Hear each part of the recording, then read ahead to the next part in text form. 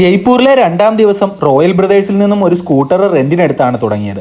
Per day rent 350 രൂപയാണ് ചിലവ് വരുന്നത്. രാവിലെ തന്നെ സ്കൂട്ടർ എടുത്ത് നേരെ അംബർ ഫോർട്ടിലേക്ക് പോകാം. തിരക്കാകും മുന്നേ ഇവിടെ എത്തിയാൽ അത്രയും നല്ലത്. 100 രൂപയാണ് എൻട്രി പാസ്സായി വരുന്നത്.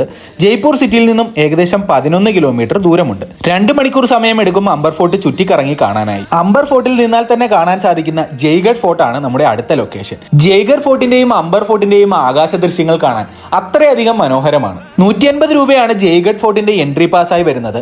മറ്റ് സ്ഥലങ്ങളെ അപേക്ഷിച്ച് ഇവിടെ തിരക്ക് കുറവാണ്. ആ പ്രദേശത്തെ തന്നെ ഏറ്റവും ഉയരം കൂടിയ സ്ഥലത്താണ് ജയ്ഗഡ് ഫോർട്ട് സ്ഥിതി ചെയ്യുന്നത്. അതുകൊണ്ട് തന്നെ ചുറ്റുമുള്ള കാഴ്ചകളെല്ലാം 360 ഡിഗ്രിയിൽ നമുക്ക് കാണാനാകും. ഈ സ്ഥലങ്ങൾ ചുറ്റിക്കറങ്ങി വരുന്ന ഓട്ടോക്കൂലി കാൽക്കുലേറ്റ് ചെയ്ത് കഴിഞ്ഞാൽ ഏറ്റവും ലാഭം ഒരു സ്കൂട്ടർ റെന്റിനെടുക്കുന്നത് തന്നെയാണ്. ജയ്ഗഡ് ഫോർട്ട് കാഴ്ചകൾ കണ്ടു മടങ്ങി ജയ്പൂർ സിറ്റിയിലേക്ക് പോകുന്ന വഴിയിലാണ് ജൽമഹൽ സ്ഥിതി ചെയ്യുന്നത്. ജൽമഹലിൽ സൺറൈസ് കാണാനാണ് ഏറ്റവും മനോഹരം. രാവിലെ നേരത്തെ നിങ്ങൾക്ക് ഇറങ്ങാൻ സാധിച്ചാൽ ആദ്യം തന്നെ ഇത് കാഴ്ചയിൽ ഉൾപ്പെടുത്താം. തിരിച്ച് ജയ്പൂർ എത്തി ചാൻപോൾ ബസാറിലോ ബാബ്സു ബസാറിലോ പോയി ഷോപ്പിംഗ് കൂടി നടത്തിയാൽ രണ്ടാം ദിവസം അവസാനിച്ചു. മൂന്നാം ദിവസം രാജസ്ഥാനിലെ തന്നെ രാജകുടുംബാംഗങ്ങളെ സംസ്കരിച്ചിട്ടുള്ള ഗൈറ്റോർക്കി ഛത്രിയാൻ കണ്ടു തുടങ്ങാം.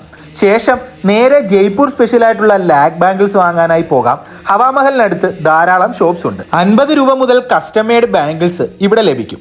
ശേഷം ജയ്പൂർ സ്പെഷ്യൽ ആയിട്ടുള്ള കുറച്ച് ഫുഡ് സ്പോട്ട് കൂടി എക്സ്പ്ലോർ ചെയ്ത് കഴിഞ്ഞാൽ ജയ്പൂർ യാത്രയെ അവസാനിപ്പിക്കാം. ഫുഡ് സ്പോട്ടിന്റെ ഡീറ്റെയിൽസ് ഡിസ്ക്രിപ്ഷനിൽ കൊടുത്തിട്ടുണ്ട്.